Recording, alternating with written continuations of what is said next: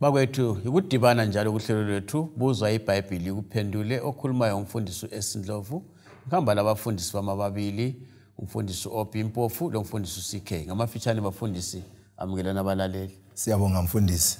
Salibonani balaleli, siyalamukela kuhlelo lwethu buza iBhayibhili kuphendule okhulumayo umfundisi uMpofu CK. Salibonani balaleli, siyahlangana njalo kule viki lapho sifunda khona ilizwi likaNkulunkulu. Sengathi uThixo angasenzela umusa nxa siqhubeka sifunda sindawonye umfundisi Obimpofu. Siyabonga. Siyabonga abafundisi. Lamhlanje ke balaleli sikhuluma ngendaba yomtshado kasikaphumi endabeni yezimuli. Ngilethemba lokubana ziyaliphathisa lezi zifundo esizethula kini ngendaba yezimuli. Lamhlanje sikhuluma ngendaba yokukhulumisana.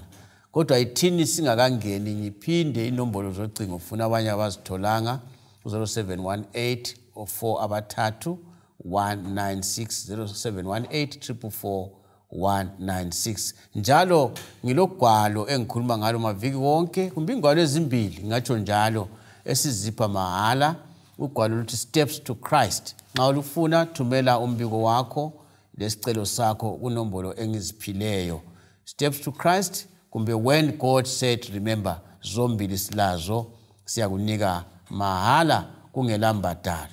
Bafundisi bami nasi indaba yezindaba. Angazi umqalisi iziba ngubani.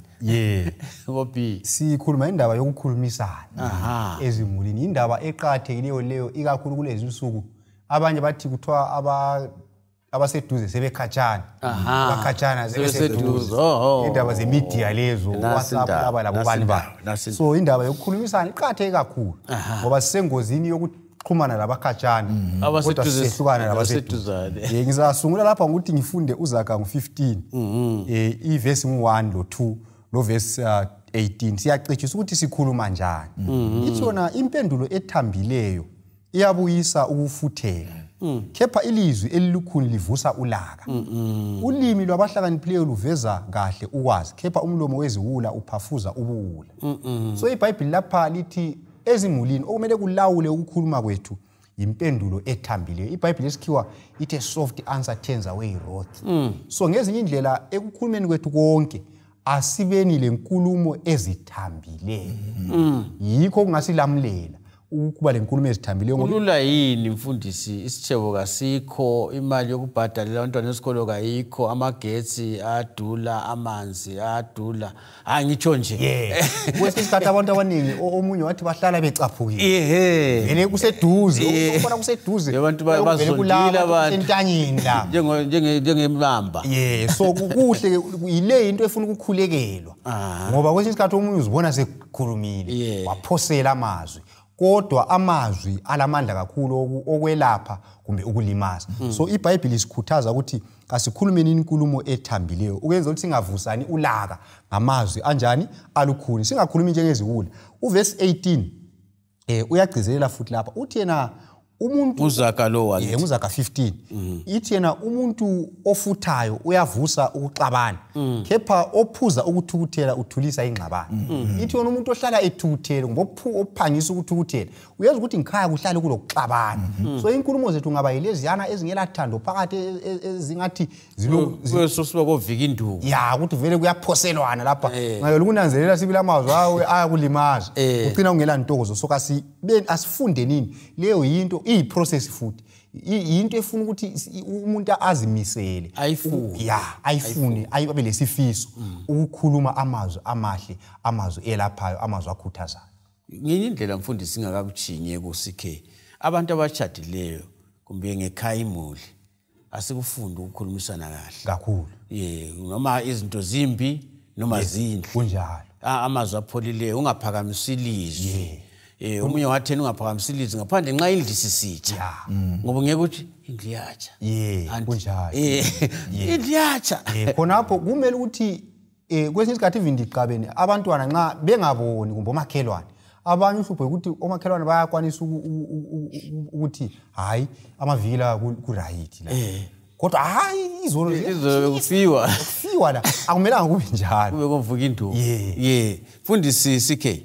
Ngiyabonga mfundisi, ngizakwela misa kunkulumo kaMfundisi uMpofu lapha ngokufunda kuPetro wakuqala isahluko sesithathu ivesi ngelika 7 lithi lona iBhayibheli lapha ngokunjalo lani madoda hlalani labomkenu ngokwazi limhloniphe wesifazana njengomuntu obuthakathaka lokhu beyizindlalifa zombuso wokuphila kanye lani ukuze imkhuleko yenu ingavimbeleki lapha inkuthazo leyi ibuya kakhulu kubo baba abazinhloko zomuzi inhloko zabafazi ukubana ke kuhle ukuthi sazane ngoba kathesi kule zinto zonezi ezikhona esizisebenzisayo ezinjengamafoni umama ifoni ihlalela khatshana kodwa ke angakufuniyo ukuthi uphumuke emsebenzini uyephenduka ungazange umkhulumisi la nxa ungafona kwesinsikhathi ufaka umbiko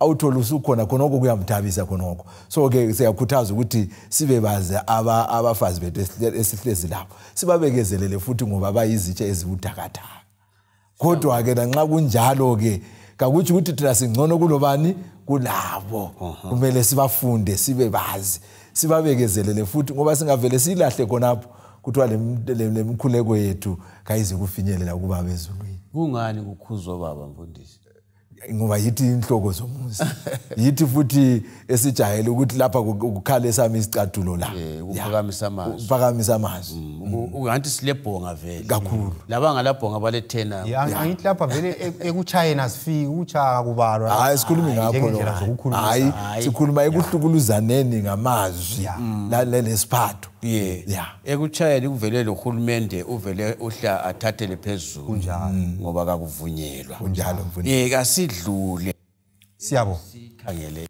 ukukhulumisa siyabonga okunye njalo esingathi thina kuyisiqoqela ekukhulumisaneni luthando okumele ngibe kwazi kudwebe amazwi ami wonke ngomzila ukuthi ngikhuluma lo muntu engimthandayo ngikhuluma lo mkami ngikhuluma labantu abami ngiyabathanda so amazwi ngingavumela ukuthi uthando lukaNkulunkulu luhlale kimi kuzaba lula uKolose ngu3 lapha ivesi ngu14 ithi yona khepha phezulu kwakho konke lokho yembathani uthando oluyisibopho sokuphelela so amazwi ethu wonke kambathiswe luthando ngale kuKolose ngu4 ivesi ngu6 kuthiwa amazwi ethu kumele abe seasoned with salt itsho njalo iBhayibheli yesithi usithi amazwi lawo kumele alolongwe ngingaphonga ukukhuluma nje ngingacabanganga kumele ngikhulume ngibe kwazi ukuthi amazwi la azakwenzani emuntwini engikhuluma kuye engcenye khona abafuthi ethandweni uthando angithi lutshengiswa ngezenzo enye into edala umsindo ikungaphanana amathuba ngikhaya awukuthi imuli ke zihlale phansi zixoxisane baphanana isikhathi ubaba lo mama abantwana labazali ngenxa zabo WhatsApp labo Facebook labo bani sigcina siba seduze labantu abakhatshana kodwa abaseduze lathi sigcine sesikhatshana labo so lapha kuqhathekile nxa umuntu umthanda kumele uchithe amathuba ulaye futhi kwesinye isikhathi WhatsApp laba umuntu uyavuma engazwanga ukuthi lapha ukuthi alright kodwa ngemva kwesikhathi kubonakala ukuthi umuntu lwana uvele kade engalalelanga antu uyabona kade engaconcentrateanga so kumele sinanzelele ezinye izinto ukuthi zingagcini zisenza labo esibathandayo singasabatshengisa uthando ngokubanika ithuba lokuthi sixoxe labo uyingozi mfundisi ungakadluli khona wathi ucebisa izimuli ukuthi kathi khona ukuthi omunye ingxenye litshone lingekho lonke selokho ebhizi laphana ku social media ixoxa labangani abaseCanada abangaphi ukwakuthinta singancedisana njani ukuthi sibe lokuzithiba kakusukuthi kubi lokhana kodwa kuze siphane isikhathi ngoba abanye bavele balala beyiqamela iWhatsApp nale abasela sikhathi vele abanye vele abalali baphaphama sokusile yikho lo ngamafitshane mfundisi so esingakutsho lapha ukuthi njengemuli isikhathi sike sakukhuluma futhi ukuthi isikhathi asizibuyeli isikhathi siya create siyalungiswa so lungisa nini isikhathi sokukhulumisana lisihloniphe ukuthi akathesi amafoni sesibeke eceleni akusela umuntu okhangela ngapi efonini so isikhathi sethu esemuli lokho kuqhatheke kakhulu into eyikhulumayo le nge-social media ingena wonke umuntu kakhulu kunjalo nxa kungela kungekho omunye wayebuzwa ngabantu abakuthi ethi bethi siyendaweni ethile wabuzwisa abantwana bathi sizaphila khona le kukhona iWi-Fi sizaphila baba ngoba sekuyinto esiphila ngayo kodwa mbona akulanto embi ngakho kulesikhathi sakho futhi kufuna ukuzithiba kunjalo mfundisi ke Siyabonga mfundisi. Yamazwi. Sizakhangela indaba yamandla amazwi esithola kuZaga ngo-12 ivesi ngelika 18. uZaga ngo-12 ivesi ngelika 18. Ithi yona ke amazwi abhudayo ahlaba njengomkonto. Ibisisithi yona ke kodwa inlimi zabahlakaniphileyo ziyasilisa. Ngamanye amazwi ekukhulumisaneni kwethu lapha ngekhaya. Kasifundeni ukusebenzisa amazwi akhayo. Amazwi amahle. Amazwi angadungi ulaka komunye ngoba lawo mazwi singavele siwasebenzise kuyachitheka yonke into lapha ngekhaya. Mfundisi ngawabumlomo kungabuya omunye ephezulu khona le esidla amahabula. Umelo omunye enzeni engxenye wena lawe kawukwazi ukuthi khona engxenye kusemsebenzini engxenye kulento ezingamhambelanga kuhle ngubudiniwe wathi stress ngubule stress mbethwa isidina mbethwa kuyini nango sefike equme siya khonale omunye kumele enze njani ukwenza kuhle khonapho ungabona omunye abuye njalo wena yehla. Ngoba ungavele wehle wena. Wehla qansi. Wehla. Ungabona iqansa ke kanjalo. Qansi wena wehla qansi uzakwenza. Ngono ngithule. Uzabona ukuthi vele anto sihlala sonke siyazana. Angabona lami ngehlile, angabona ngathi sengithule, uzananzela ukuthi hayi lapha lami ngane sengidlulisa amalawo. Akonto ngaqansa kakhulu lawe sihlangane emoyeni vele kube njalo akulungi lutho lapha ekhaya kuyachitheka isijebo. So ngiyabona ukuthi ufundiswe kumele wehle la nxa kungubaba yehla ngoba okuyinto lokhu kakufikeli omama kuphela akufikeli obaba kuphela. Sonke kumele sifunde ukuzehlisa. Kungalifikela lobabili ke. Ungalifikela lobabili ngangcono limisi inkulumo yakho khona lapho. Xa kusithi ukuthi omunye aphume aye kwenza omunye umsebenzi ngale uyanceda bese kubuya kayime. Ngiyabonga mfundisi. Hayi ngibuza ngabomo. Kwenza ukuthi kusincedise. Kakhulu. Ophi? Nanku umthetho oqhathekileyo kwezokukhulumisana. Esiwuthola kuJakobe ngo-1 verse 19. Ithi yona liyakwazi lokho bazalwane bami abathandekayo. Yilona lowo muntu kaphangise ukuzwa aphuze ukukhuluma aphuze ukuthukuthela. Into ehlupha abantu abaningi iskill sokulalela. Abantu abaningi omunye evele ekhuluma engakaqedi uyabe sevele sefuna ukuphendula engakaqedi. Kodwa iBhayibheli lithi into okumele yande ezimulini kumbe ekukhulumisaneni yikulalela. Ngoba esikhathini eziningi izinto ezisihluphayo lengxabano zethu zibangelwa ukuthi sonke sifuna ukukhuluma. Ngakho ufuna ukuzinika ithuba lokwenza njani lokulalela. Kodwa iBhayibheli lithi thanda ukulalela, phangisa ukulalela, uphuze ukwenza njani ukukhuluma lokuthukuthela. So umthetho weBhayibheli uthi be swift to hear and slow to speak. Lalela kakhulu ukhulume okulutshwana. Kakwenzakali yini mfundisi ukuthi abantu bethathene omunye uyakhuluma kanti siyakwazi ukuthi ngemvelo omama bayakhuluma balamazwi amaningi kulabo baba. Imvelo yabo le yasonto embi. Kodwa sithi ukuthi ababekhuluma amazwi akhaya. Kodwa ke akwenzakali yini ngoba imama bathule lanxa bevele bekhuluma engxa baba nguye omela lalele kokuphela sikubeka njani khona ukuze kungabi lo yedwa lalele ngathi sengumntwana wesikolo la bantwana wesikolo basikhathi sokuthi bakhulume kunjalo uvela ubungane abubi mnandi omunye ngabe lokuthi mina ngahamba endaweni ethile yena sithi ngahamba endaweni ethile ngahamba endaweni ethile hayi la lo munye kumele aphiwe ichance phela ukuthi hayi lami kwami yibungane lobo lokukhulumisana okuqondileyo. So wonke umuntu ngikhaya kaphiwa amathuba ukuthi enze njani akhulume futhi alethe okusengqondweni lenhlizweni yakhe. Kuyancedisa khona ukuthi kube lentokozo ekhaya. Kodwa kwenzakala into kule muli lapho othola ikakhulu omama. Kwenzakala kulabo baba yesibili wabathuliswa ngobaba. Sengeke ngababona. Amba bathuliswa ngomama. Sengeke ngababona. Kunjalo. Balutshwana kodwa bakhona bakuthulisa sibili.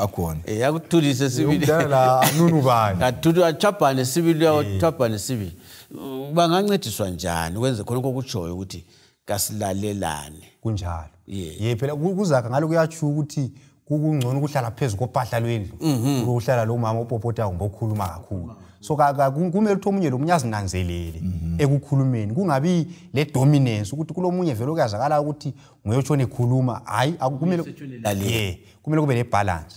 Njalo kunye futhi engakugcizelela khona apha ekulaleleni kwenye isikhathi omunye umuntu uyathulalele engalalelanga abezokukhulumisana abathi kulethwa non verbal communication ukuthi kwenye isikhathi omunye umuntu uyabona umuntu akhuluma ngathi kwenxa ukhangele iWhatsApp ekhangele phansi so khona kakabe kutshengisa ukuthi ka concentrateanga nyambone abakhuluma ezokukhulumisana ukuthi nxa umuntu ekhuluma mhlombe ukuthi utshengise la ukuthi uyalalela akuphinde amazwi akhuluma engeusummarize ukuthi so lapho wena uthi okay anya kuzwisisa kungabi lokho ukuthi okudlulisa abanye bayadlulisa so ungenzakala into bakhona abalezi zungu esika Adam kodwa bethethe kakhulu ikakhulu kulezi insuku kuyavama ngendaba ze social media ukuthi abantu lapha kuyahlala sibili izikhathi umuntu ahleke labanye abantu ahleke abakhatshana khona abakhatshana kodwa lapha ngikhaya kulesizungu kunjalo khonoko izimuli eziningi sokubangela ukuthi zidilike kumbe kube lengxabano kufanele ukuthi sikunanzelele sikubalekele ngendlela zonke isikhathi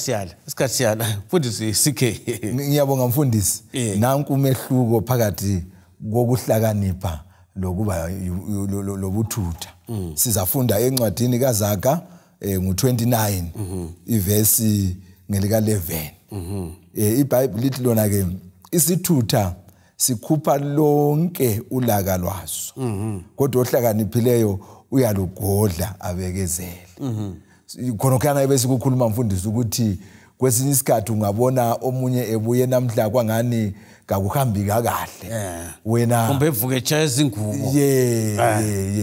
evuke echaya izingubo nxa uhlakaniphile wena uzikhuze ubekezele uncedise uzagcina laye esiba semumeni oyiwo kungabi lenhlanya ezimbili endaweni hayi ungavele lawo ungani uyaphakama selizihlanya zonke lonke lobabili kuyakuchumuza so ke yiumehluko wakhona ukuthi omunye kumele ahlakaniphe omunye ayehle omunye ancedise omunye kuyancedisa khona ukuyana mfundisi wami hayi siyabonga mfundisi ambone ngathi liyasincedisa abafundisi ukuthi umtshado udinga abantu abazehlisayo ngizwani litsho njalo nxa ngulalele ungathi mina lokhu kimi ngakwenziwa vela kusaphuma mina kangiqalwa kakhulu abanye bahamba beziqhenya ukuthi mina vela ngikunika ithuba mina ufake esikhwameni kulokho uzidilizelo kwakho ake siqede ngokuthi uthando lungena njani iqiniso likhulunywa njani ngothando siyabonga esikhangela kwabaseFesu ngo4 lapha ivesi ngo14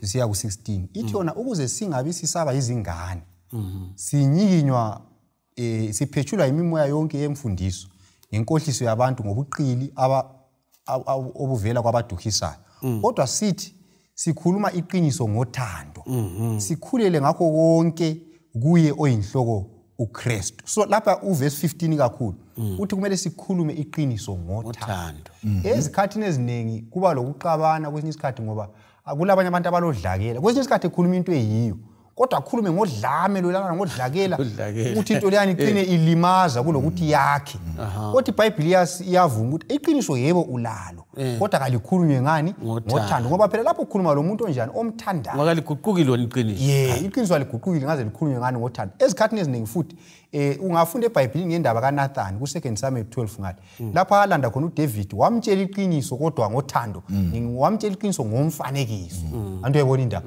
uDavid into leyana yaba lamandla kuye yamgugula ngoba kwakhulunywa ngendlela ehlakaniphileyo elothando phakathi so iqiniso elikhulunywa ngothando lilamandla kakhulu uvesi ngo26 iyasitshela lapha ithi yona thukuthelani kodwa lingoni ilanga malingachoni lisathukuthele kwenye isikhathi ukuthukuthela kuba khona kodwa iBhayibheli lithi nxa usuthukuthele ungoni njalo ilanga linganjani lingachoni ungaboba umuntu anonzima ukuthi ungathukuthela usela umuntu okuqalayo sufuna kumbe uthwaye kulabhela ngizobanga ukuthi kumbe sufuna ukuthi babuye beqaqela izandla beguqe ngamadolo vela usangeneki iBhayibheli lithi hayi thukuthela kodwa ungoni njalo ilanga linganjani lingachoni uthukuthela usazi ukuthi lawe futhi ungaphambanisa abanye kusasa uzadinga ukuthi bayenze njani akuxolele so kumele kube njalo ekhaya siyabonga bafundisi siyabonga kakhulu nxa sigqiba lapha mbona sigqiba kwaseFilipi ngo4 verse ngo8 ngizayifunda lapha kwabaseFilipi ngo4 verse ngelika8 mfundisi ithi yona ke elokugcina ke bazalwane konke okuliqiniso konke okuhloniphekayo konke okulungileyo konke okuhlambulukileyo konke okuhle konke okulodumo oluhle uba kukhona okudumisekayo nakanani ngakho lokho ikukhuthaza kukampostoli uPaul lapha mfundisi. Siyabonga, mfuna ukuthi mbuyele kancane nxa sigqiba bafundisi. Ophi lapha pho sagcina khona. Kwenzakala yini ukuthi enxa sibona ukuthi omunye wakho abantu abafanani. Lokhe umfulu uthwele izigodo suzamile ukubuya kumbe ngubaba suzama ukuya lama banana. Kodwa umfulu ugwaye uthwele izigodo vele. Siyabazama ukubiza izangelo. Unhlanga zimuka lo moya. Ukuthiweni khonapho kumele kwenziwe njani? Omunye ulukhuni. Omunye ulukhuni. Kodwa mfundisi antsho ilizwi iBhayibheli selisibonisile ukuthi ukwehlukana siyehlukana ukuxabana siyaxabana. Kodwa ke kalingajoni la. Omunye selitshonile kodwa ngithi omunye wakho selitshonile. Selitshonile. Lokho bophile. Kuba nzima ubotshiwe. Ngabona ngathi sikubotshiwe angizwa. Ubotshiwe yonke indawo. Antsho esintini kulula mfundisi. Sengingasondelela ke obabakazi ukuthi hayi lapha ngikhaya lapha sokungani kakusahambi kuhle ke ake lizosiza. Nxa kungapha kithi esingabafundisi lakho kwesinye isikhathi uyadinga ke ombonayo amthembayo umngane wakhe ukuthi hayi ngicela ukuthi lapha uyengincengela kuphambanisekile ngixolele ukuze kulunge lapha ekhaya. Kambe sungahlala phela usiyadinga kodwa engeke khonapho esingakukhuthazana. Asilwisenini sonke lapha ngemakhaya ukuthi singabi nzima. Kulabanye abantu engcenye abafundisa ukuthi kuba indoda ukuthi ube nzima. Abantu nxa bezokunika bakunike ngale kwekhetheni bepiya befuqela bengakukhangeli ngobuso. Kodwa lokho akwenzi kube mnandi lapha ngekhaya. So nxa ngiphanjanisiwe angingabi lukhuni. Angingabi nzima ngoba angafiki phela mina ezulwini lapho ungaphanjaniswa khona. La uzaphambanisa. Lami ngizaphambanisa bangangenza njalo ngizakuza kuba njani. Yikho nje sathi yenza kwabanye lokho ofisa kwenziwe njani kwenziwe kunye. So endabeni yokuthukuthela le yenza kwabanye lokho ofisa kwenziwe kuwe. Unanzelela ukuthi la ungakhubeka ngesikhubekiso esifana nayo udinga. Mina bengicabanga ukuthi CK uzatsho ke umfundisi anti wena wamkhombisa wavuma. So angakwehlula njani? Asoza kwehlula. Manje lozusuthi ngoba bakazi labo abantu ba. Yokudinga izahlupha. Iyahlupha ngoba engcenye ngaphandle ngaso sokusesigabeni lesana sibe sokuthi lapha sembona ukuthi sobabili sesinjani sesehlulene. Kodwa kasilwisenini ukuthi silungisa izinto zethu sobabili. Kumbe kungahlupha nxa wakhonjiselwa. Engcenye. Kuyazomela uyedinga nxa wakhonjiselwa antsho wena usuhlala laye usumazi ngcono ukwedlula laba abakukhombiselayo. Ubona azanti imqodo vele ukuthi umuntu ohlala laye uyakwazi uncibilika kanjani. Yenza konke azancibilika. Futhi lalo ophambanisileyo angadeli masinya. Ukuthi athi hayi uzabona la umuntu omdala kuyafana naye. Angakhalali masinya kazame zonke indlela. Vele kuyamtshadweni kuyancengwana. Impilo yokuncengana yansuku zonke. Balaleli siyabonga abafundisi bayasincedisa ngendaba yokukhulumisana emtshadweni ukuthi asikhulumisaneni kuhle ngothando langoxolo. Ungabi khona ukuxabana, nxa sixabene kasixolelane ngoba sizahlala sonke sizihlukaniswe kufa. Labantu bethu bafunda kithi abazali. Abaza kuphila emzini yabo bakufundiswa yithi. Indlela abakhulumisana ngayo lalabo asebebathethe ababathetheyo nxa sebethethene khona phana kweyeme ukuthi sibafundisile yini ukukhuluma ngendlela ehlambulukileyo. Amagama enhlamba ukuthukana ukuthethisana ukweyisana ukwehlisana lanxa umunye phambanisile kuqhakathekile ukuthi sikubambe ngaleyo ndlela. Ngilethemba sizaphathiseka njengezimuli ukuthi sikubambe ngaleyo ndlela siphathane kakuhle umlimi abusisa amakhaya ethu abe ngamazulu amancinyane. Siyabonga kakhulu okwalamhlanje sizayibeka khona lapho sihlangane njalo kuviki elizayo ngesikhathi esifana nayo endaweni efana nayo ngegama lenkosi siyabonga siyadumisa njalo.